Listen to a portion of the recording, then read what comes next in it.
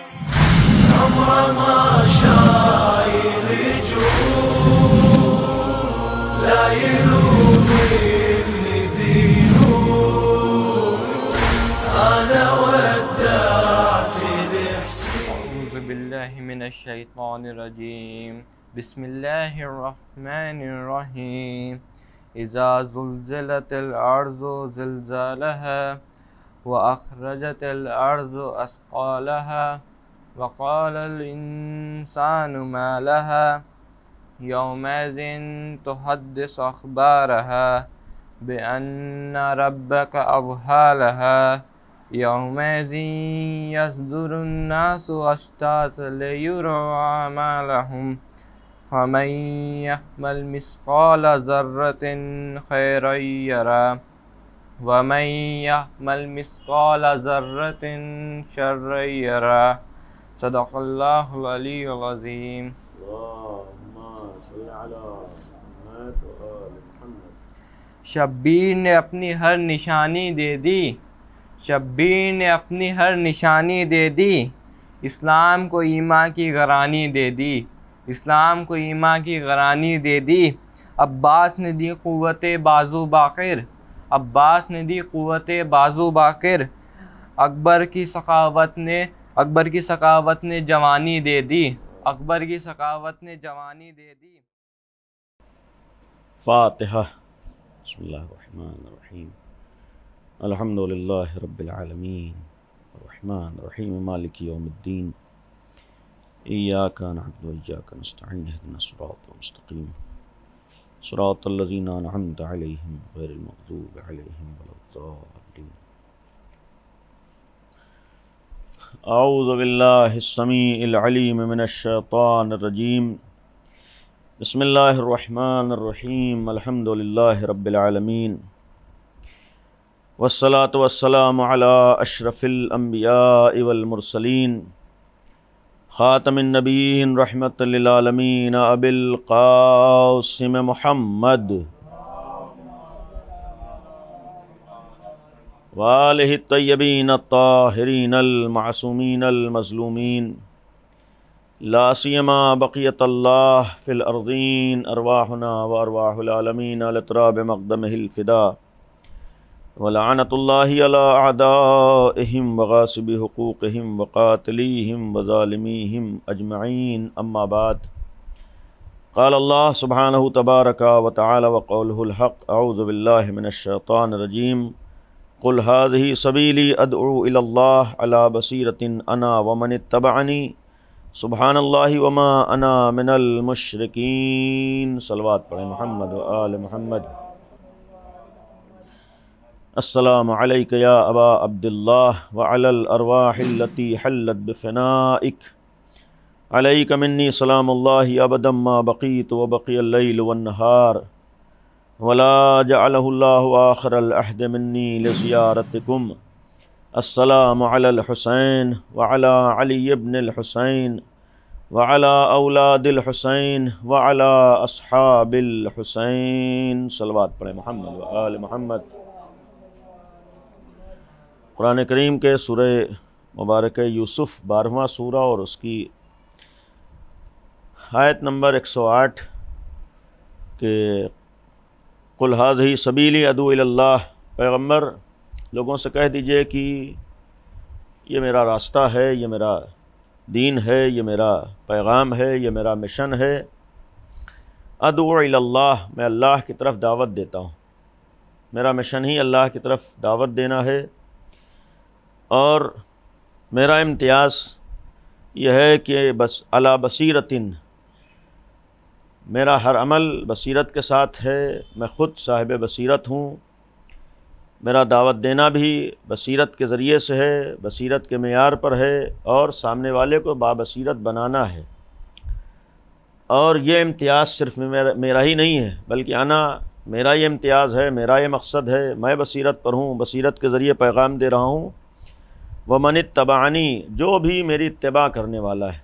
جو بھی میری پیروی کرنے والا ہے، اس کی بھی ایک پہچان ہے، اس کی بھی شناخت ہے کہ وہ بھی صاحب بصیرت بھی ہے اور بصیرت کے ذریعے عمل بھی انجام دیتا ہے.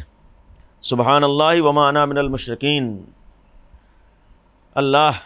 پاک و پاکیزہ ہے، منزہ ہے، اور میں ہرگز مشرکین میں نہیں ہوں۔ یہ پیغمبر کا اعلان تھا۔ یہ آیہ کریمہ، اس آیہ کریمہ کے ذیل میں آپ کے سامنے سلسلہ مجالس جاری تھا، اس کے آج 9ویں منزل میں انوار بصیرت سرکار سید الشہداء کے کلمات کی روشنی میں اس ذیل میں اپنی حد تک کچھ بیان کرنے کی کوشش ہوئی۔ اپنی حد تک کوشش تھی کہ امام حسین کا پیغام اور امام حسین کا مشن یا خطبات امام حسین کے ذیل میں جو ہمارے لیے تعلیمات ہیں وہ ہم تک کسی حد تک پہنچ سکیں۔ یہ دعا ہے کہ خداوند عالم اولاً ہماری اس عزا کو قبول فرمائے، اور جس نے بھی کسی بھی عنوان سے مجالس عزا میں اور ذکر سید الشہداء میں اور عزاداری ابا عبداللہ الحسین میں شرکت کی ہے، اللہ انہی امام حسین کے صدقے میں اس کی عزا کو قبول فرمائے۔ کوشش کرنا ہمارا کام ہے، قبول کرنا اس کریم پروردگار کا کام ہے۔ اور چونکہ عزاداری سید الشہداء کا معاملہ ہے، یہ وہ عظیم الشان نعمت ہے جسے اللہ نے امام حسین کے صدقے میں ہمیں عطا کیا ہے۔ اور نعمت میں نے اس لیے کہا کہ آج بھی 1400 سال گزرنے کے بعد ہمارے لیے اگر کوئی بہترین راستہ خدا تک پہنچنے کا ہے، اگر بہترین راستہ تعلیمات قرآن سے آشنا ہونے کا ہے، اگر بہترین راستہ پیغمبر کے لائے ہوئے دین سے آشنا ہونے کا ہے، وہ آج ہمارے سامنے عزاداری سید الشہداء ہے۔ یہ کربلا ہے، یہ پیغام ہے، یہ عزاداری ہے۔ لہذا یہ عزائے سید الشہداء اگر قرآن کا یہ اعلان پیغمبر اکرم کے لیے ہے اور پیغمبر کی اتباع کرنے والوں کے لیے ہے،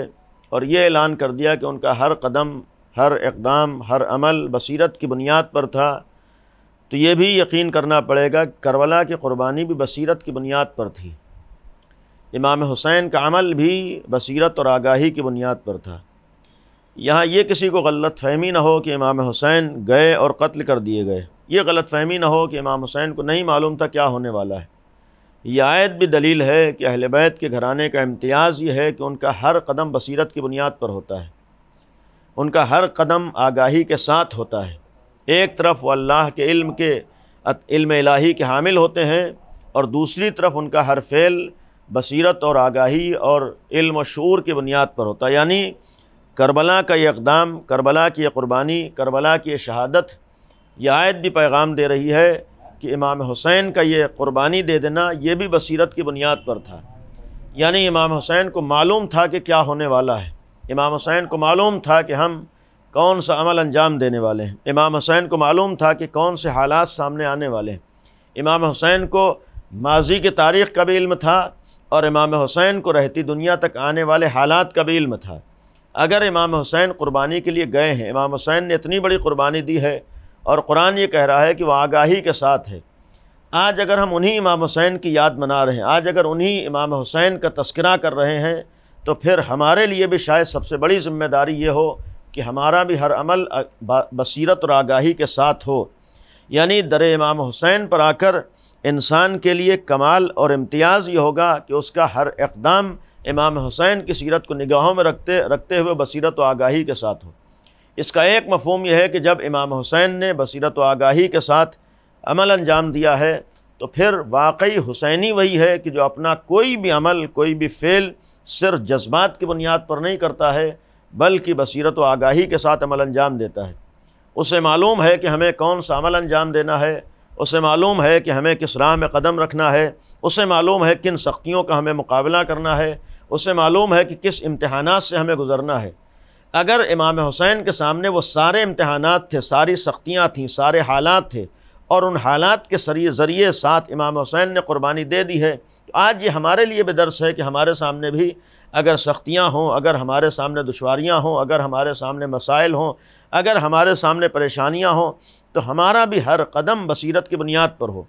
اور یہ آیت اگر یہ پیغام دے رہی ہے کہ نبی اور آل نبی کا امتیاز اور پہچان یہ تھی کہ ان کا ہر عمل بصیرت کی بنیاد پر تھا، تو اس خانوادے سے وابستہ افراد کا امتیاز بھی دوسروں کے مقابلے میں یہی ہوگا کہ ان کا بھی ہر اقدام بصیرت کی بنیاد پر ہو۔ یہ گویا کربلا کا پیغام بھی ہمارے لیے ہے، یہ اس آیت کا پیغام بھی ہمارے لیے ہے، اس لیے کہ ہم نے اپنا رہنما حسین ابن علی کو مانا ہے، ہم نے اپنا رہبر آل محمد کو مانا ہے، ہم نے در علی ابن ابی طالب پر سر جھکایا ہے۔ اگر ہم ان افراد کے ماننے والے ہیں اور قرآن یہ کہہ رہا ہے کہ ان کا ایک امتیاز یہ تھا کہ انہوں نے کچھ بھی کیا ہے بصیرت کی بنیاد پر کیا ہے، بصیرت کے ذریعے سے کیا ہے، بصیرت کے ساتھ کیا ہے، تو آج یہ ہمارے لیے درس ہے کہ ہمارا پیغام، ہمارا عمل بھی آگاہی کے ساتھ ہو، ہمارا عمل شعور کے ساتھ ہو، ہمارا عمل فکر کے ساتھ ہو، ہمارا عمل سنجیدگی کے ساتھ ہو، اور ہمارا ہر اقدام عقل کے معیار پر پرکھ کے ہونا چاہیے۔ یہ امام حسین ہمیں پیغام دے رہے، اور اسی لیے میں نے عرض کیا تھا کہ امام حسین کا مینا میں خطبہ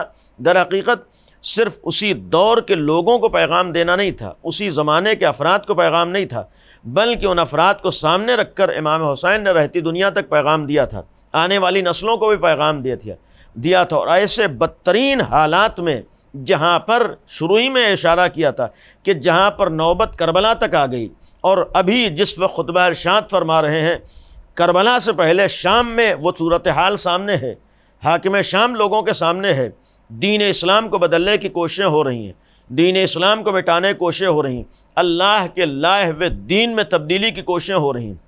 اللہ کے بھیجے ہوئے پیغامات کو بدلنے کی کوششیں ہو رہی ہیں، نبی اکرم کے لائے ہوئے دین کو اپنے حساب سے پیش کرنے کی کوششیں ہو رہی ہیں۔ معاملہ یہاں یہ ہے کہ اللہ کا نبی اللہ کی طرف سے لائے ہوئے دین کو پیش کر کے گیا تھا، لیکن آج امت مسلمہ کا، بظاہر امت مسلمہ کا جو اپنے کو مسلمان کہنے والے ہیں یا بعض حاکمان اسلامی ہیں، ان کا عمل یہ ہے کہ وہ اللہ کی لائے ہوئی شریعت کو اپنے مزاج کی شریعت بنانا چاہتے ہیں، وہ اپنے فکر کی شریعت بنانا چاہتے ہیں، وہ اپنے سوچ کا دین بنانا چاہتے ہیں۔ امام حسین نے اس خطبے کے بعد کربلا میں آ کر اتنی بڑی قربانی اس لیے بھی پیش کر دی، اور اس قربانی کی یاد اہل بیت نے اس لیے بھی باقی رکھی ہے کہ اگر اس دور میں یزید نے لاکھ کوششوں کے بعد اپنے باپ دادا کے مزاج کو اسلام نہیں بنا پایا ہے، اس دور میں بھی اتنی کوششوں کے بعد، حکومت حاصل کرنے کے بعد، ساری تلاش و کوشش کے بعد بھی اگر یزید اپنے باپ دادا کے مزاج کو اسلام نہیں بنا پایا ہے، اور یہ پیغام حسین ابن علی نے دیا تھا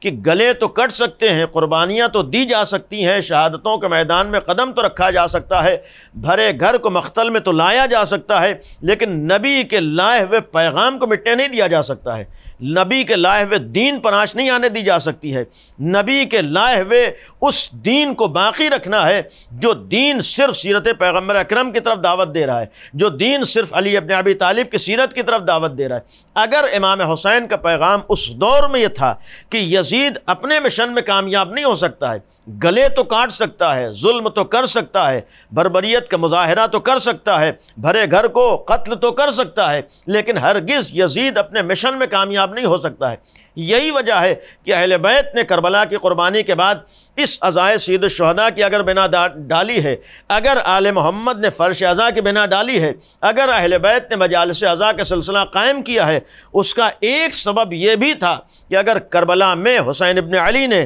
قربانی دے کر انسانیت والے حقیقی اسلام کو بچایا ہے، نبی کی لائے ہوئے زحمتوں پر پانی نہیں پھرنے دیا ہے، حسین ابن علی نے اپنا گلا کٹا دیا ہے لیکن دین میں تبدیلی نہیں ہونے دی ہے، حسین ابن علی نے اپنی قربانیاں پیش کر دی ہیں لیکن حاکم شام کی سیرت کو اسلام نہیں بننے دیا ہے۔ در حقیقت اہل بیت کا ایک پیغام یہ بھی تھا کہ ہم نے فرش عزا کی بنا اس لیے ڈالی ہے، اس عزاداری سید الشہداء پر اس لیے تاکید ہے کہ نام حسین لیا جاتا رہے، ذکر حسین برپا ہوتا رہے، عزاداری سید الشہداء انجام پاتی رہے، تاکہ علی ابن ابی طالب کی سیرت بھی زندہ رہے، تاکہ نبی کریم کا کردار بھی زندہ رہے، تاکہ نبی کا لایا ہوا اسلام بھی باقی رہے، تاکہ دشمنان اسلام کی سیرت اسلام نہ بننے پائے۔ یہ در حقیقت ایک امام حسین کا پیغام تھا، اور یہ پیغام ان خطبات کی روشنی میں دیا ہے۔ متعدد خطبات امام حسین کے ہیں، بہت سے موقعوں پر امام حسین نے خطبات ارشاد فرمائے، لیکن ایک اہم خطبہ بہرحال ان دنوں میں بیان ہوا ہے، اور بھی کوشش ہو سکتی ہے اور بھی خطبات ہمارے سامنے، لیکن یہی ایک طولانی خطبہ جس خطبے کا آغاز مولا متقیان کے فضائل و مناقب کے ذریعے ہوا تھا، اور میں نے عرض کیا تھا کہ امیر المومنین کے فضائل و مناقب کے ذریعے اس خطبے کا آغاز کرنا یہ بھی ایک امام حسین کا پیغام تھا کہ اگر آج حالات شام کی حکومت تک پہنچے ہیں، آج اگر حالات کربلا تک رونما ہونے والے، آج اگر حالات یزید کی شکل میں سامنے آنے والے ہیں، تو اس کا ایک سبب یہ بھی ہے کہ جو حقیقی دین کا محافظ تھا دنیا نے اس کے سامنے سر نہیں جھکایا ہے، دنیا نے اس کو نہیں مانا ہے، دنیا نے اس کے در کو چھوڑ دیا ہے۔ اور پھر یہ بھی امام حسین کا پیغام تھا کہ غلط افراد کے پیچھے چلنے کا نتیجہ کیا ہوتا ہے۔ بصیرت کا ایک مفہوم یہی تھا اس دور میں، اگر امام حسین نے یہ پیغام دیا ہے، یہ خطبہ دیا، ایک پیغام یہی تھا کہ لوگوں کا اپنی بصیرت کے اوپر نہ چلنے کا نتیجہ یہ تھا کہ صحیح آدمی موجود ہے اور اس کے باوجود غلط افراد سر پہ چڑھ رہے ہیں۔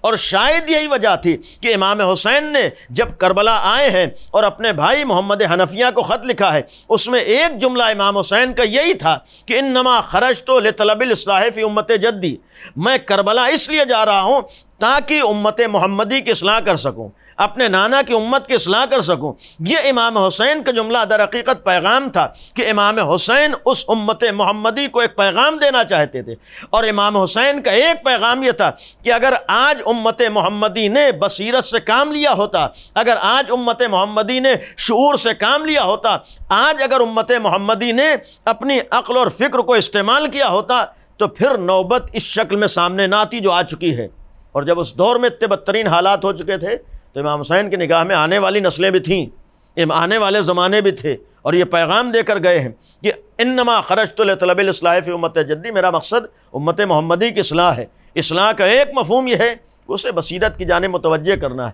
یہ پیغام دینا ہے کہ اللہ نے عقل جیسی نعمت سے تمہیں نوازا ہے، تمہیں فیصلہ کرنا ہے کہ کن افراد کے پیچھے چلنا ہے، تمہیں فیصلہ کرنا ہے کس سے دین کو لینا ہے، تمہیں فیصلہ کرنا ہے کس سے شریعت کو لینا ہے، تمہیں فیصلہ لینا ہے کہ کس کے راستے پر چلنا ہے، کس کے نقش قدم پر چلنا ہے، اور تمہیں فیصلہ لینا ہے کہ کن افراد سے اپنے کو محفوظ رکھنا ہے، کن افراد کے بہکاوے میں تمہیں نہیں آنا ہے۔ اور اسی لیے امام حسین نے جب آگے بڑھے ہیں امیر المومنین کے اس فضائل و کمالات کو بیان کرنے کے بعد ایک پیغام یہ بھی درمیان میں دیا کہ ہر انسان کی ذمہ داری یہ بھی ہے کہ امر بالمعروف اور نہی عن المنکر کے فریضے کو انجام دیتا رہے۔ اس لیے کہ اس خطبے میں یہ جملہ فرمایا تھا کہ آج اگر حالات بدتر ہوئے ہیں، آج اگر ظالمین سر پہ چڑھے ہیں، اگر آج بات حاکم شام تک آئی ہے، اس کا ایک سبب یہ بھی ہے کہ لوگوں نے اس فریضے کو چھوڑ دیا ہے، لوگوں نے اس فریضے پہ عمل نہیں کیا ہے۔ اسی لیے امام حسین نے اس خطبے میں بھی جملہ فرمایا ہے۔ اور پھر جب کربلا گئے ہیں، اس خطبے میں جو محمد ابن حنفیہ کے نام خط بھیجا، اس میں بھی یہی جملہ تھا، اريد ان آمر بالمعروف والنہی عن المنکر وانہی عن المنکر، میں اس لیے جا رہا ہوں، میرا مقصد یہ ہے کہ امر المعروف کروں اور میرا مقصد ہے کہ نہی عن المنکر کروں۔ اور یہ امام حسین کا جملہ کربلا سے پہلے اور پھر کربلا کے بعد سے آج تک ہم لوگوں کا امام حسین کی زیارت میں جملہ دہرانا کہ ہم گواہی دیتے ہیں کہ آپ نے امر معروف کیا، ہم گواہی دیتے ہیں کہ آپ نے نہی عن المنکر کیا، یہ کربلا کے بعد سے آج تک اس جملے کا دہرانا، تکرار کرنا اس بات کا بھی پیغام ہے کہ ہم در حقیقت گواہی نہیں دے رہے ہیں، بلکہ امام حسین کی بارگاہ میں آنے کے بعد اس بات کا عہد و پیمان کر رہے ہیں کہ اگر آپ نے امر المعروف کے لیے قربانی دی تھی تو جب تک جان میں جان رہے گی ہم بھی یہ فریضہ انجام دیتے رہیں گے۔ اور اس کے بعد جہاں تک بات پہنچی تھی کہ امام نے کچھ مخصوص افراد کو مخاطب بنایا ہے، ان میں سے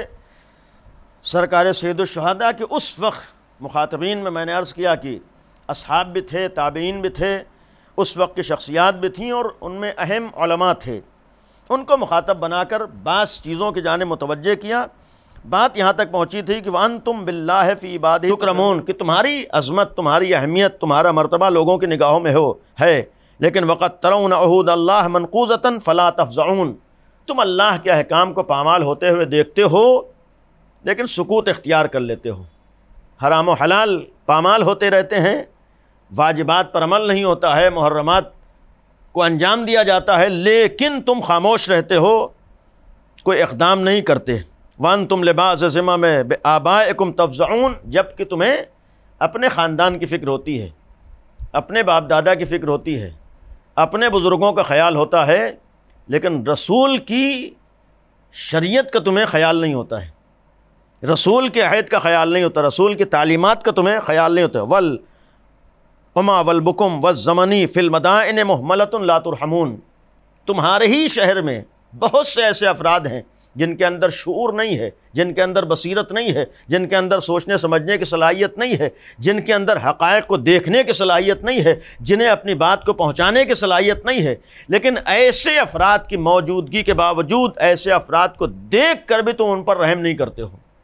تم انہیں سہارا نہیں دیتے. اور اس کے بعد فرماتے ہیں ولا فی منزلتکم تعملون، جو اللہ نے تمہیں مرتبہ عطا کیا ہے، جو تمہیں منزلت عطا کی ہے، جو مقام تمہیں عطا کیا ہے، تم اس کا استعمال دوسروں کے لیے نہیں کرتے ہو، اسے بروئے کار نہیں لاتے ہو. ولا من عمل فیہا تعینون وبالاذہان والمصانعۃ عند الظلمۃ تعمنون. یہ عجیب و غریب جملہ امام حسین نے اس وقت موجود افراد کے سامنے بیان فرمایا جو اپنے وظیفے پر عمل کرتا ہے، جو میدان عمل میں آتا ہے، جو آگے بڑھتا ہے، جو شریعت کی حفاظت کی فکر کرتا ہے، جو دین کو بچانے کا جذبہ لے کر آگے آتا ہے،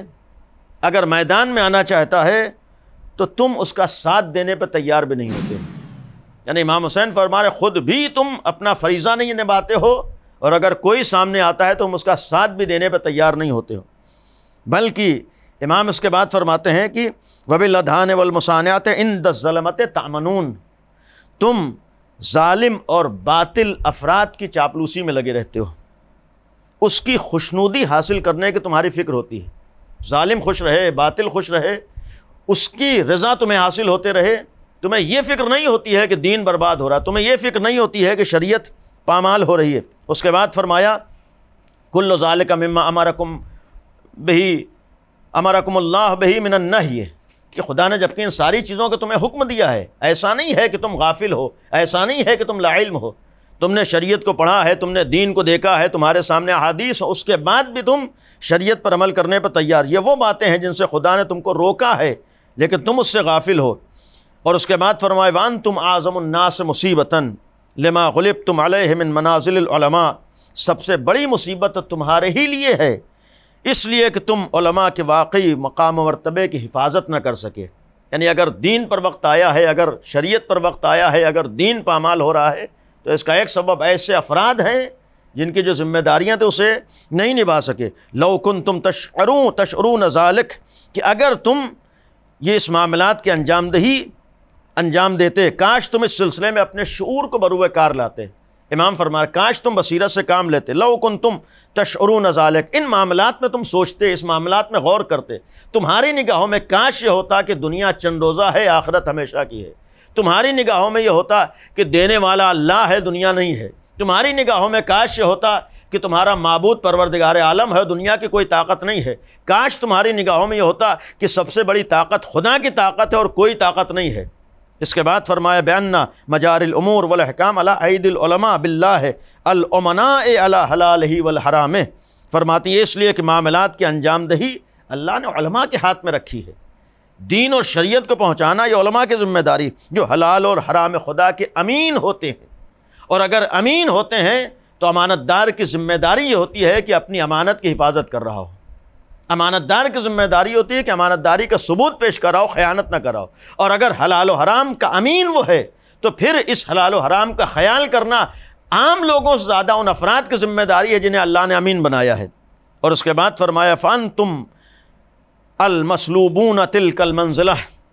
لیکن یہ تم اس موقعیت سے تمہاری یہ موقعیت، تمہارا مرتبہ سلب کر لیا اس وجہ سے کہ تم حق کے سلسلے میں اختلاف اور تفرقے کا شکار ہو گئے. پیغمبر کی سیرت و سنت کے سلسلے میں واضح و روشن دلائل کے باوجود تم اختلافات کا شکار ہو گئے. یعنی ایک دین موجود ہے، ایک شریعت موجود ہے، لیکن اس دین و شریعت کے باوجود یہ بعض بظاہر صاحبان شریعت ہی سبب بنے کہ دین تبدیل ہو گیا. یہ امام حسین کا شاید اس جانب اشارہ ہو کہ نبی کا اتنا واضح راستہ موجود تھا، نبی کا واضح اسلام موجود تھا. نبی دنیا کو ہدایت کا راستہ دکھانے کے لیے آیا تھا. نبی کریم دنیا کو شریعت تک پہنچانے آیا تھا. نبی کریم تمام دنیا کے افراد کو ایک مرکز پر جمع کرنے کے لیے آیا تھا. لیکن اس نبی کریم کا جو اسلام تمام دنیا کو ایک مرکز پر جمع کرنے کے لیے آیا تھا، آج نوبت یہ آئی ہے کہ اسی دین کے نام پر اختلافات ہیں. آج یہ نوبت آئی، اسی دین میں تفرقے ہیں، اسی دین میں مذاہب ہیں. یہ جو دین میں نوبت آئی ہے کہ نبی کا لایا ہوا ایک دین تھا، ایک راستہ تھا، ایک اسلام تھا، آج ہمارے سامنے 73 شکل میں ظاہر ہو رہا ہے۔ آج وہی اسلام 73 صورتوں میں دکھائی دے رہا ہے۔ نبی ہرگز 73 راستے بتا کر نہیں گئے ہیں، نبی 73 اسلام بتا کر نہیں گئے ہیں، نبی 73 فرقے بتا کر نہیں گئے، نبی تو ایک ہی راستہ بتا کر گیا ہے، نبی تو ایک ہی دین لے کر آیا ہے، نبی تو ایک ہی راستے پر تمہیں لگا کر گیا ہے۔ نبی کا تو مقصد ہی یہ تھا کہ تم سب کو ایک مرکز پہ جمع کر دے۔ جو نبی ایک راستہ بتا کر گیا ہے، آج اگر دین کے صورتحال ہوئی ہے تو امام حسین فرماتے اس میں بھی انہی علماء کا ہاتھ ہے جنہوں نے اپنی ذمہ داریوں کو نہیں پورا کیا ہے۔ یعنی مقصد یہ تھا کہ اگر اس دور کے جو اپنے کو بظاہر علماء کہتے تھے اپنی ذمہ داریوں کو پورا کیا ہوتا اور حق کو حق سمجھا ہوتا، باطل کو باطل سمجھا ہوتا، تو یہ فرقے وجود میں نہ آتے، یہ مذاہب وجود میں نہ آتے۔ اس کا مقصد ہے کہ اگر اسلام میں بھی فرقے وجود میں آئے ہیں، امام حسین نے اسی دور میں فرمایا تھا کہ ان فرقوں کے وجود میں آنے کا سبب بعض افراد کے اپنی ذمہ داریوں پہ عمل نہ کرنا تھا، جن کا کام صحیح شریعت پہنچانا تھا، جن کا کام صحیح دین پہنچانا تھا، انہوں نے فریضے پر عمل نہیں کیا۔ اور میں نے اسی لیے تاریخ کے بعض کردار آپ کے سامنے پیش کیے تھے، ابو موسیٰ اشعری جیسے جو بظاہر ایک مذہب سے بھی وابستہ ہیں، لوگوں کو دین پہنچانے والے ہیں، اور اس کے بعد جب نوبت ایسے ایسے افراد تک پہنچی ہے جنہوں نے صرف دین و شریعت کو نقصان ہی نہیں پہنچایا ہے بلکہ ایسے بھی افراد ہیں جو دین کے قتل کا سبب بھی بنے ہیں۔ اس لیے کہ اگر شریح قاضی جیسے افراد امام حسین کے قتل کا فتویٰ دے رہے ہوں تو یہ امام حسین کے قتل کا فتویٰ نہیں ہے، بلکہ سنہ 58 ہجری میں امام حسین فرما چکے ہیں کہ یہی وہ افراد ہیں جو ان فتاویٰ کے ذریعے سے اپنے دین اور اپنے علم کا غلط استعمال کر کے دین کے قتل کا سبب بنتے ہیں۔ یعنی کربلا میں اگر شریح قاضی جیسے افراد نے امام حسین کے قتل کا فتویٰ دیا ہے تو در حقیقت یہ امام حسین کے قتل کا فتویٰ نہیں تھا بلکہ اسلام کے قتل کا فتویٰ تھا، نبی اسلام کے قتل کا فتویٰ تھا۔ یعنی اگر ایسے کردار سامنے نہ ہوتے، ایسے افراد سامنے نہ ہوتے تو آج دین کو نقصان نہ پہنچتا۔ یہ اس دور میں امام حسین نے فرمایا ہے، اس دور کے افراد کو ہمارے سامنے پیش کیا، اور اسی لیے کربلا سے آنے سے پہلے امام حسین کے سلسلے میں، امام حسین سے پہلے خود مولا کائنات کے بھی اس طرح کی بعض حدیثیں ہمارے لیے ہیں۔ امیر المومنین کا ایک مشہور خطبہ نہج البلاغہ میں موجود ہے، جہاں پہ خود مولا کائنات نے فرمایا کہ انسان جب تک اپنی شعور و بصیرت کو بروئے کار نہ لائے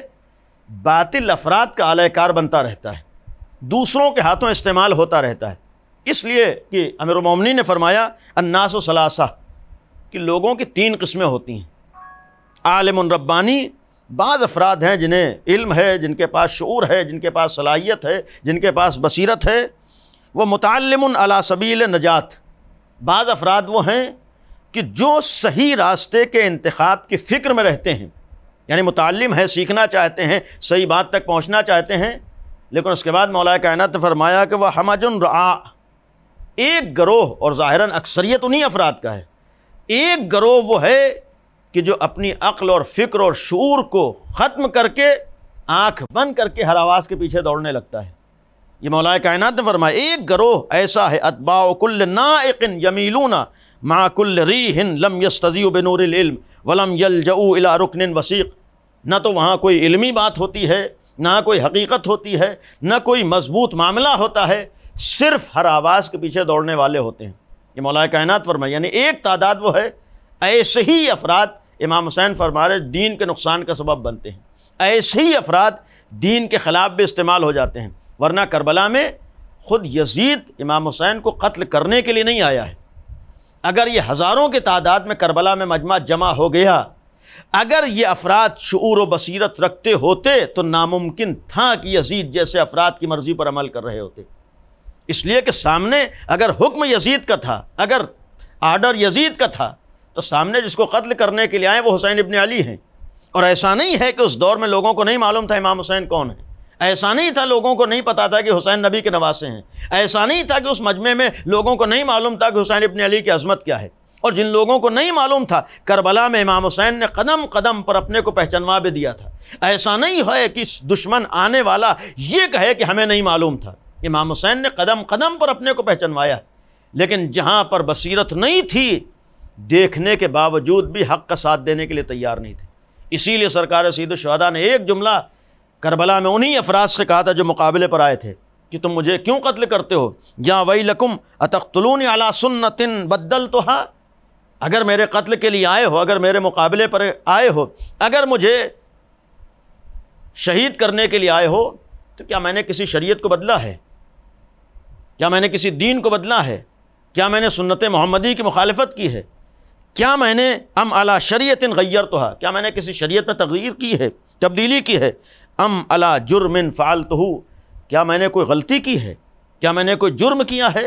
اور اس کے بعد فرمایا ام علی حق ترکتہ، کیا میں نے کسی حق کو چھوڑ دیا ہے؟ آپ انصاف سے بتائیے، اتنے بڑے مجمع میں امام حسین کا یہ جملات فرمانا، کیا میں نے شریعت کو بدلا ہے؟ کیا میں نے سنت کو بدلا ہے؟ کیا میں نے راستے کو بدلا ہے؟ کیا میں نے کوئی جرم کیا ہے؟ کیا میں نے کسی حق میں تبدیلی کی ہے؟ تاریخ بتاتی کوئی ایک شخص نہیں کھڑا ہوا کہ آپ نے فلاں حکم بدلا ہے، یا آپ کی فلاں غلطی ہے، فلاں خطا ہے۔ اتنے بڑے مجمع میں امام حسین کا یہ جملہ فرمانا اس بات کی دلیل تھی کہ امام حسین یہ جملہ ہی نہیں فرما رہے تھے، بلکہ آئے ہوئی تمام امت مسلمہ سے اس بات کا بھی اقرار لے رہے تھے کہ حسین ابن علی خطا کار بے خطا ہیں، حسین ابن علی کی کوئی خطا نہیں ہے۔ یہ جملہ صاف صاف کا کہ میں نے کیا خطا کی ہے، میں نے کیا جرم کیا ہے، میں نے کون سی دین میں تبدیلی کی ہے، کون سی شریعت میں تبدیلی کی ہے۔ تو ایک آواز نہیں اٹھی کہ آپ نے فلاں جرم کیا ہو یا آپ نے فلاں شریعت کے حکم کو بدلا ہو، بلکہ جو جواب دیا ہے آج تاریخ میں موجود ہے، جواب یہ تھا بل نقاتلک بغضا منا لابیک، ہم آپ کو اس لیے قتل کرنے کے لیے آئے ہیں کہ ہمارے دلوں میں جو آپ کے باپ کا بغض بیٹھا ہے اس کی وجہ سے خالی ہم آپ کو قتل کرنا چاہتے ہیں۔ یہ امام حسین نے اعتراف لیا ہے، کیوں مجھے قتل کر رہے ہو؟ یہاں شریعت کا معاملہ نہیں ہے، یہاں دین کا معاملہ نہیں ہے، یہاں مذہب کا معاملہ نہیں ہے، میں نے کوئی تبدیلی نہیں کی، بلکہ تم آنے والے وہ ہو جن کے دلوں میں بغض علی ابن ابی طالب ہے۔ اور پھر ایک عجیب و غریب جملہ انہی لوگوں نے کہا کہ ایک تو علی کا بغض ہے، اور کس لیے؟ وما فعل باشیاخنا یوم بدر وحنین، جو آپ کے باپ نے ہمارے باپ دادا کے ساتھ بدر و احد میں کیا تھا، ہم اس کا بدلہ لینے کے لیے کربلا میں آئے ہیں۔ جانے والا مجمع کہہ رہا ہے کہ ہم اس کا بدلہ لینے کے لیے کربلا میں آئے ہیں۔ امیر المومنین نے جو بدر و احد میں اسلام کی حفاظت کی تھی، اس کا بدلہ لینے کے لیے بظاہر امت مسلمہ امام حسین کے مقابلے پر آئی ہے، اور یہ جملہ فرما رہے ہیں۔ جملہ وہ مجمع کہہ رہا ہے کہ ہم اس لیے آئے ہیں کہ علی ابن ابی طالب کا بغض ہمارے دلوں میں۔ اب یہاں پر رک کے کم از کم اس جملے سے اتنا فیصلہ تو ضرور ہو گیا کہ آج بعض دشمنان اسلام یا دشمنان حق، دشمنان تشیع آپ کو یہ کہتے ہوئے نظر آتے ہوں گے سامنے کہ خود ہی بلایا تھا، خود ہی قتل کیا، خود ہی روتے ہیں۔ شاید اس کا بھی جواب امام حسین نے اس سوال کے ذریعے سے لے لیا تھا کہ جانتے تھے کہ آنے والا دور ایسا آئے گا کہ یہی قاتل کے اولادیں امام حسین کے قتل کا الزام امام حسین کے ماننے والوں پر رکھیں گے۔ امام حسین نے جواب اس وقت کیا لیا ہے کہ مجھے کس لیے قتل کر رہے ہو؟ جواب یہ ہے کہ بغضاً لابیک، آپ کے باپ کی دشمنی میں ہے۔ اس کا مطلب ہے کہ کربلا میں جو مجمع آیا ہے وہ علی کی دشمنی میں آیا تھا، اور علی کا جرم کیا تھا اس کو بھی کہہ دیا کہ چونکہ علی ابن ابی طالب سبب بنے تھے کہ اسلام کامیاب ہوا ہے، چونکہ علی ابن ابی طالب سبب بنے تھے کہ اسلام پھیلا ہے۔ اب آخری بات اس سلسلے میں یہ عرض کر دوں کہ عاشور سے ہم لوگ نزدیک ہو رہے ہیں، اور ایک بہت حساس مرحلہ عالم اسلام میں اور ایک معاملہ دین کا اور شریعت کا جب آتا ہے، ہمارا عقیدہ یہ ہے کہ شریعت وہی ہے جو پیغمبر لے کر آئے تھے۔ آج ایک بہت اہم مسئلہ چونکہ بہرحال آواز بھی جا رہی ہے اور بہت حد تک بہت سے افراد سن بھی رہے ہیں، آج ہمارے سامنے ایک اہم مسئلہ عاشور کے دن امت مسلمہ میں بالخصوص یہ آتا ہے کہ آج مسلمانوں کا زور ہوتا ہے کہ عاشور کے دن ہمیں روزہ رکھنا ہے۔ آج مسلمانوں کا اس بات پر زور ہوتا ہے کہ عاشور کے دن ہمیں روزہ رکھنا ہے۔ علمی بحثیں اپنی جگہ پر ہیں کہ روزہ ثابت نہیں ہے، بلکہ تاریخ یہ ہے کہ امام حسین کی شہادت کے بعد بنی امیہ نے اس خوشی میں روزے رکھے تھے کہ نواسہ نبی کو ہم نے قتل کر دیا، کیونکہ مقصد یہ تھا۔ اور پھر اس کو شریعت کا رنگ دینے کے لیے بہت سی روایات گڑھی گئیں کہ پیغمبر کے زمانے میں بھی روزہ تھا، نبی کے زمانے میں بھی روزہ تھا، اور امت مسلمہ میں روزہ تھا، جبکہ اصل حقیقت یہ ہے کہ اگر بالفرض روزہ تھا لیکن بنی امیہ نے امام حسین کی شہادت کی خوشی میں روزے رکھے تھے۔ اور اس کی ایک بہت بڑی دلیل خود امام حسین کا یہ سوال کرنا آج ہر مسلمان کے لیے جواب تھا۔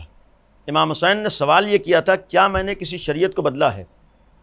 کیا میں نے دین میں تبدیلی کی ہے؟ کیا میں نے پیغمبر کے راستے کو بدلا ہے؟ کیا میں نے پیغمبر کے لائے ہوئے اسلام میں کسی طریقے کی کوئی تغییر و تبدیلی کی ہے؟ کوئی ایک نہیں اٹھائے کہ آپ نے فلاں حکم بدلا ہے۔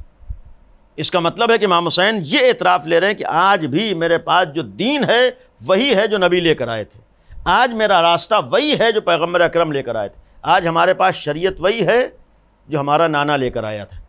یہ اعتراف لینے کے بعد کہ ہمارے پاس وہی شریعت ہے جو ہمارا نانا لے کر آیا ہے، اور اس کا اعتراف اس وقت موجود تمام مسلمان کر رہے ہیں، ایسے موقع پر اسی عاشور کے دن امام حسین کے لیے یہ بھی تاریخوں میں ملتا ہے کہ امام حسین نے اس وقت موجود دشمن سے پانی بھی مانگا ہے، اس دشمن سے پانی کا مطالبہ کیا ہے۔ امام حسین نے پانی مانگا ہے، پانی کا مطالبہ، اتمام حجت تھا پانی مانگنا، لیکن امام حسین نے پانی کا مطالبہ کیا ہے۔ سوال یہ ہے کہ اسی عاشور کے دن امام حسین ایک طرف یہ اعتراف لے رہے ہیں کہ میرے پاس آج وہی دین ہے، وہی شریعت ہے، وہی اسلام ہے جو پیغمبر لے کر آئے تھے، دوسری طرف اسی عاشور کے دن امام حسین انہی افراد سے پانی کا مطالبہ کر رہے ہیں۔ اگر پیغمبر کی شریعت میں، نبی کے دین میں اگر عاشور کے دن روزہ ہوتا تو کوئی ایک تو مجمع میں کھڑے ہو کر کہتا کہ پیغمبر کی شریعت میں تو آج کے دن روزہ ہے، آپ کو روزہ ہونا چاہیے، پانی کیوں مانگ رہے ہیں؟ یہ کسی ایک کا نہ اٹھنا اس بات کی دلیل یہ بھی تھی کہ امام حسین نے اعتراف لے لیا کہ عاشور کے دن روزہ پیغمبر کی شریعت میں نہیں ہے۔ ایک صلوات پڑھے محمد و آل محمد۔ یقیناً یہ امتحان ہے، یقیناً یہ سخت منزل ہے۔ عاشور جیسا ایک قیامت کا دن ہے جو مصائب کے اعتبار سے بھی، امتحانات کے اعتبار سے بھی، اور پھر یہ خود اس بات کی دلیل ہے کہ اسلام کتنی عظمتوں کا حامل تھا کہ حسین ابن علی نے اس کی حفاظت کے لیے اپنا بھرا گھر قربان کر دیا ہے، لیکن اس دین کے اوپر آنچ نہیں آنے دی، پیغمبر کی شریعت کو بدلنے نہیں دیا ہے، پیغمبر کے لائے ہوئے اسلام میں تبدیلی نہیں ہونے دی ہے، اور اس اسلام کو بچانے کے لیے خود اکیلے قربان نہیں ہوئے ہیں بلکہ اپنے ساتھ 72 قربانیاں پیش کی، اور ان قربانیوں میں ایک بہت عظیم قربانی امام حسین نے جو کربلا میں دی ہے وہ ششماہ مجاہد علی اصغر کی قربانی ہے۔ جناب علی اصغر کی شہادت آج بھی تاریخ بشریت میں کم از کم دنیا کے ہر انسان کو اس سوچنے پر مجبور کرتی ہے کہ دنیا میں کہیں بھی یہ منظر نگاہوں کے سامنے نہیں آتا ہے کہ کسی 6 مہینے کے بچے کو اس بے دردی کے ساتھ شہید کیا گیا ہو جس طریقے سے کربلا میں جناب علی اصغر کو شہادت ہوئی ہے۔ یعنی آج بھی دنیا کا کوئی انسان، آج حتیٰ اسی ہندوستان میں بہت سے افراد کے سامنے اگر آپ جناب علی اصغر کی شہادت کا تذکرہ کیجئے، بہت سے لوگ ماننے پہ تیار نہیں ہوتے ہیں کہ ایک 6 مہینے کے بچے کے ساتھ یہ سلوک ہو سکتا ہے، لیکن کربلا میں یہ سلوک ہوا ہے۔ 3 دن کا پیاسا بچہ ہے اور کس طریقے سے شہادت ہوئی ہے، اور امام حسین کے لیے بھی اس 6 مہینے کے بچے کی شہادت، اس 6 مہینے کے بچے کی قربانی شاید سخت ہی تھی، تبھی تو کسی بھی شہادت کے وقت امام نے اپنوں کو پیغام نہیں دیا ہے۔ صبح عاشور سے لے کر عصر عاشور تک امام حسین مسلسل ایک کے بعد ایک شہید کی لاشیں پر پہنچے ہیں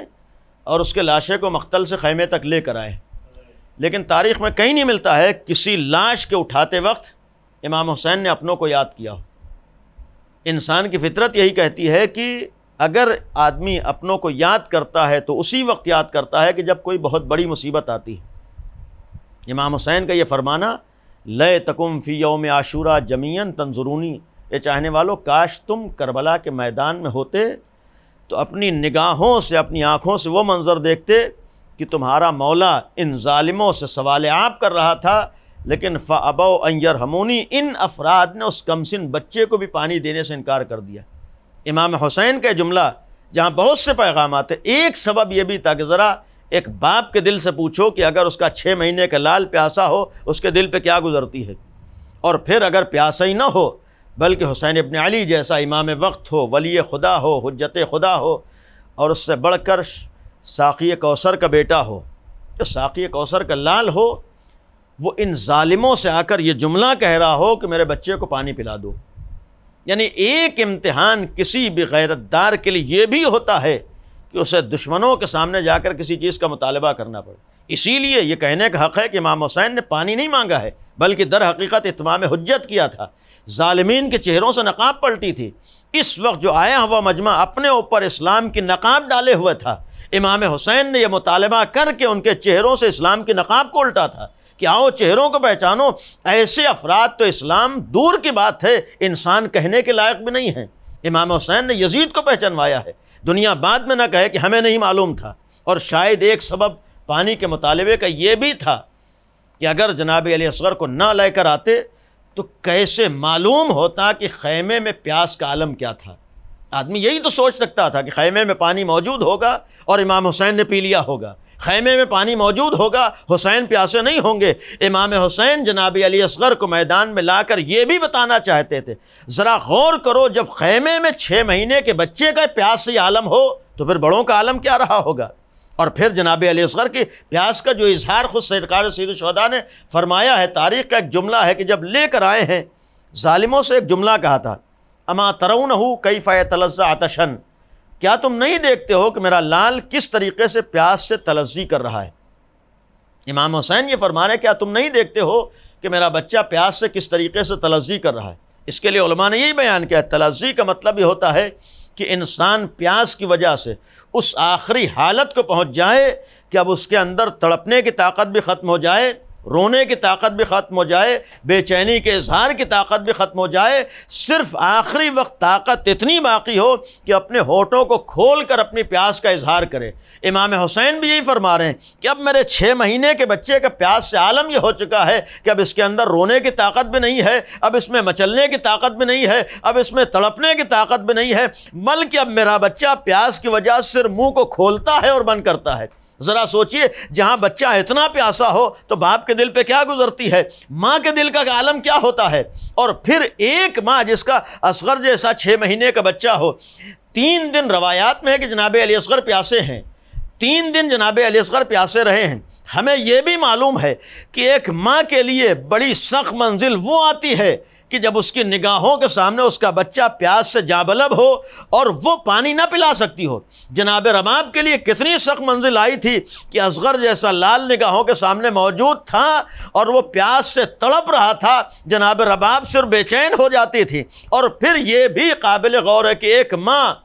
اگر اپنے پیاسے بچے کو آغوش میں اٹھاتی ہے، اگر بھوکے بچے کو آغوش میں اٹھاتی ہے، چونکہ بچہ اپنی ماں کی آغوش کو پہچانتا ہے، بچہ اپنی ماں کی آغوش سے آشنا ہوتا ہے، لہذا جب بچہ بھوکا ہو اور ماں کی آغوش میں آ جائے تو زیادہ بے چین ہوتا ہے، زیادہ تڑپتا ہے، زیادہ اظہار بے چینی کرتا ہے۔ دل یہی کہتا ہے کہ چونکہ علی اصغر پیاسے بھی تھے، ماں کی آغوش کو جانتے ہوں گے، جب بھی جناب رباب اپنے لال کو آغوش میں لیتی ہوں گی تو جناب علی اصغر زیادہ تڑپتے ہوں گے، زیادہ بے چین ہوتے ہوں گے۔ شاید اس 3 دن میں ماں نے اپنے بچے کو آغوش میں نہ اٹھایا ہوگا، اس لیے کہ جب بھی لیتی ہوں گی اصغر بے چین ہو جاتے ہوں گے۔ کبھی جناب زینب نے سنبھالا ہے، کبھی جناب ام کلثوم نے سنبھالا ہے، کبھی جناب سکینہ نے سنبھالا ہے۔ یہ ماں بس دور سے دیکھ کے آنسو بہاتی ہوگی، یہ ماں دور سے دیکھ کے بس گریا کرتی ہوگی، یہی تو کہتی ہوں گی اے اصغر میری اپنی ماں کو معاف کر دینا، اے اصغر یہ ماں تجھے کہاں سے پانی پلا دے۔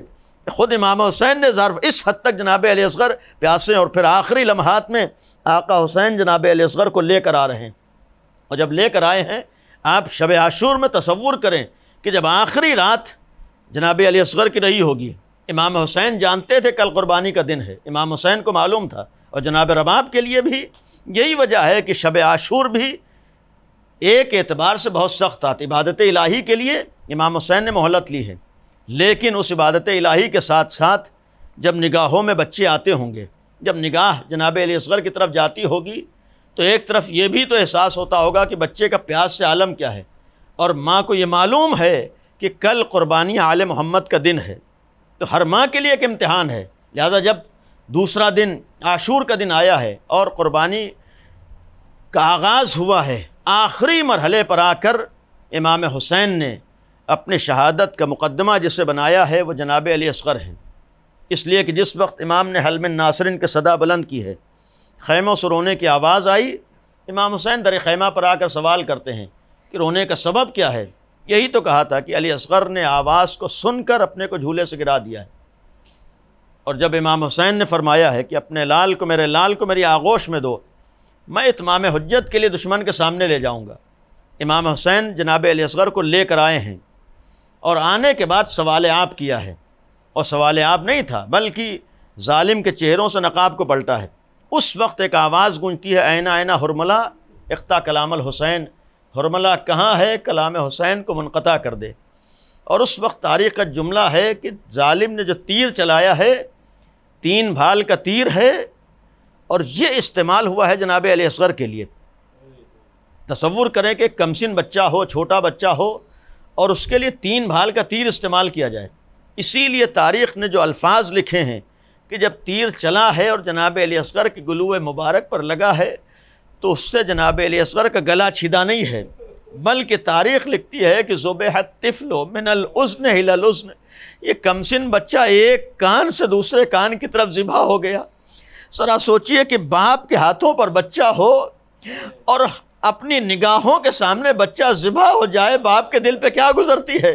اور پھر ہاتھوں پر لے کر شاید یہی وجہ تھی، اتنا سخت مرحلہ تھا کہ اس سے پہلے جب بھی کسی لاش کو آقا نے اٹھایا ہے خیمے تک پہنچا دیا ہے، لیکن یہ پہلا لاشا ایسا تھا کہ جب مولا نے اٹھایا ہے آگے تو بڑھے لیکن واپس چلے آئے، پھر آگے گئے، پھر واپس چلے آئے، پھر آگے گئے۔ شاید ذہن میں یہی تو خیال ہوتا ہو، میں باپ کا میں نے برداشت کر لیا، لیکن ہائے ماں اس منظر کو کیسے دیکھے گی؟ جس رباب نے 6 مہینے پالا ہو وہ ماں کیسے برداشت کرے گی؟ آقا خیمے کی طرف جاتے ہیں پھر واپس چلے آتے ہیں، در خیمہ پر آ کر آواز دی تھی، اے رباب اپنی امانت کو لے جاؤ۔ اور جس وقت جناب رباب آئی ہیں اور آقا نے جناب علی اصغر کو حوالے کیا ہے، اتنی صابرہ ماں تھی، اللہ کی راہ میں اپنے بیٹے کو دیا تھا، کوئی شکوہ نہیں کیا ہے، زبان پہ کوئی جملہ نہیں آیا، بس ایک جملہ زبان پہ آیا ہے، یا بنیا مثلو کا ینہر، اے میرے لال مجھے نہیں معلوم تھا کہ یہ اتنے ظالم ہے کہ تیرے جیسے بچے کو بھی نہر کر دیتے ہیں۔ یہ جناب رباب فرماتی ہے کہ مجھے نہیں علم تھا کہ یہ تیرے جیسے بچوں کو نہر کر دیتے۔ خود یہ جملہ اس بات کی دلیل تھی کہ جناب رباب یہ بھی فرمانا چاہتی تھی کہ وہ تیر جو ایک اونٹ کو نہر کرنے کے لیے استعمال ہوتا ہو، ہائے یہ اتنے ظالم ہیں جنہوں نے 6 مہینے کے بچے کو شہید کرنے کے لیے اس تیر کا استعمال کیا ہے جو 3 بھال کا تھا۔ یہ آسمان سے اسی لیے یہ منزل تھی، حسین ابن علی کے لیے امتحان کا مرحلہ تھا۔ آقا حسین نے ایک جملہ اسی لیے ایسے موقع پر فرمایا ہے، اے معبود حسین کے لیے امتحان بڑا سخت ہے، اے پروردگار میں نے ساری قربانیاں تو دے دی لیکن یہ قربانی بہت بڑا مرحلہ ہے، لیکن حسین اس لیے یہ قربانی دے رہا ہے کہ مجھے یقین ہے کہ تو دیکھ رہا ہے۔ اے پروردگار مجھے معلوم ہے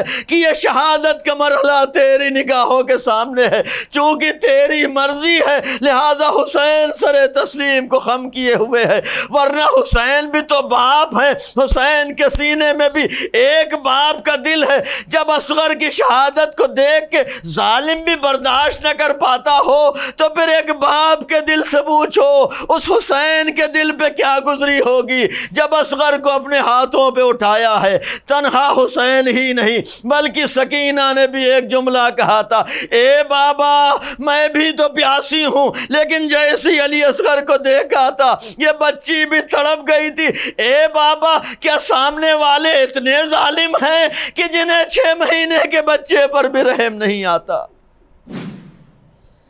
اللہ لعنت اللہ علی القوم الظالمین، سيعلم الذين ظلموا أي منقلب ينقلبون۔ پروردگار آل محمد کا واسطہ ہے ہماری اس عبادت کو قبول فرما، خدایا عصمت اہل بیت کا واسطہ ہے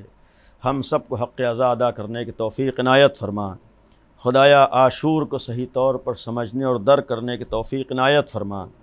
پروردگار عظمت اہل بیت کا واسطہ ہے عاشور کا واسطہ ہم سب کو بابصیرت بنا دے، خدایا ہر عمل میں بالخصوص عزائے سید الشہداء میں بصیرت کے ساتھ آگے بڑھنے کی توفیق عنایت فرما۔ معبود عظمت اہل بیت کا واسطہ ہے، آل محمد کا واسطہ ہے، مخالفین ازا دشمنان ازا ان کی کوششوں کو ناکام فرما، پروردگار عزاداروں کی حفاظت فرما۔ معبود عزاداران حسین کو جذبات پر قابو رکھ کر مرضی امام کو نگاہوں میں رکھنے کی توفیق عنایت فرما۔ معبود آل محمد کا واسطہ ہے، اہل بیت کا واسطہ ہے، ہماری اس عزا کو امام کی بارگاہ میں شرف قبولیت عطا فرما، خدایا امام زمانہ کے ظہور میں تعجیل فرما۔ معبود ہم سب کو اس لائق بنا دے کہ ہم امام کے ساتھیوں میں شمار ہو سکیں۔